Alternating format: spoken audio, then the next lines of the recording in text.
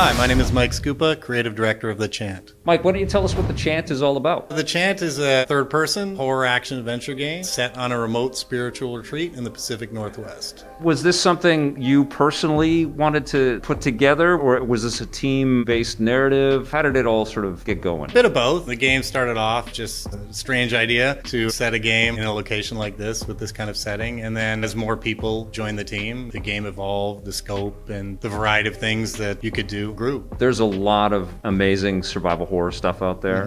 What do you think is unique about the Chant that people haven't really experienced before? Well, I think the setting itself is quite unique, and we've actually, designed a lot of our mechanics and a lot of the things you can do around that setting. So that was just a great place to be, where we could let the story and the situation drive the game. I also think just things like our use of color, the soundtrack, and just the general atmosphere, the different kind of cosmic terrors that you can avoid or fight against is something that puts us in a different dimension than a lot of other games out there. Talk to us about the mind, body, and soul dynamic. How does that come into play in the game? Well, it's mind, body, spirit. It was mind, body, soul. We flipped back and forth with that one as well, based on the mechanics themselves.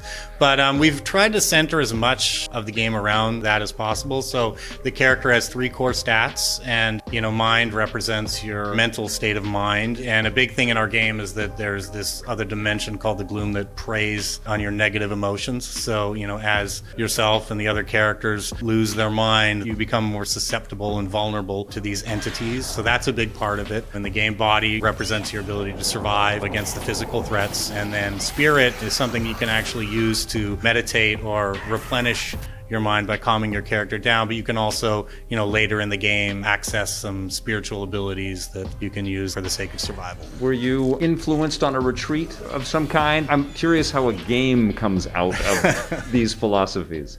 I think, living in Vancouver, there are a lot of retreats and, New Age spirituality in the surrounding area in different forms. Nothing, I'd say, as extreme as what we've created. So there was a lot of inspiration there. We did do some, workshops, went to a few different, spiritual excursions for reference and so forth. So it's really interesting to just kind of take this idea and then have all this inspiration around us to kind of grow it and add a bit of authenticity to this strange, kind of stew of horror and spirituality we've created. You're also dealing a lot, I guess, with the psychological terrors and the horrors that can afflict any of us.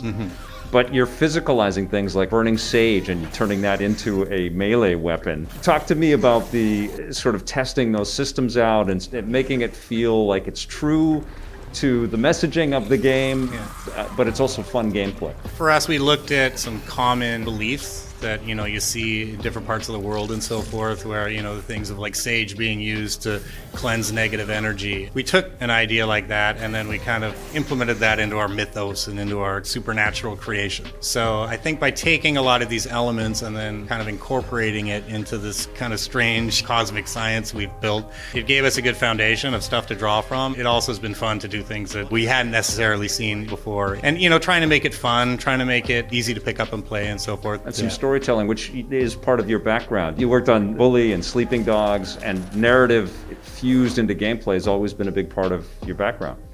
Yeah, I mean, that's something that a handful of us, we've worked together for many years, and just kind of that mixture of gameplay and narrative, having it kind of feed off each other. For us, the story and the gameplay are equally important, so both of them grow and expand as the game progresses. And then, we come up with certain mechanics, we tweak the story and so forth around that, and vice versa. Take us into the characters. There's 5 sort of key main characters in the game. The game takes place primarily in present day, but there's also a component of it that takes place in the 70s, and you'll actually get to experience that briefly in the game through the eyes of another character. But the main character is Jess, and she goes to the retreat based off of a tragedy that happened with her friend when they were teenagers. Jess isn't a big believer in spirituality. She's quite skeptical, but for her, getting over this traumatic event and bonding with her friend where they had a bit of a fractured relationship was really important. You'll get to see, as the gloom takes over, which is this dimension that preys off negative energy, you'll get to see how all the characters, including Jess,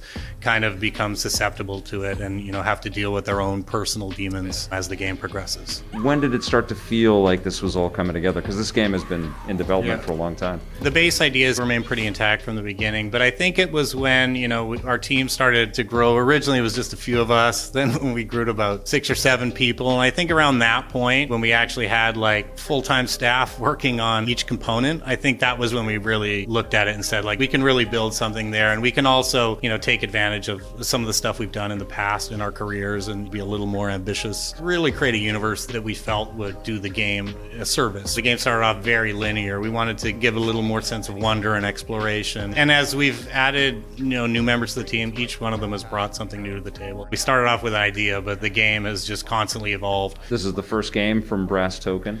It is our first game, yes. How does that feel? It's just been really interesting and exciting to be able to make an original IP as your first title, especially a single-player one, where it's really cool that the industry is really embracing single-player games the way it has been. We're really excited to be able to put something out there that is just kind of a reflection of ourselves and our creative ideas, but also something that we feel is a very strong foundation for what we plan to do in the future. What do you want people most to take away from the Chant? It's an original experience, and really hope that people enjoy this terrifying but beautiful situation we've created. For us, trying to create something that really piques the sense of wonder for people is probably the most important thing, and it's kind of what got us into this in the first place.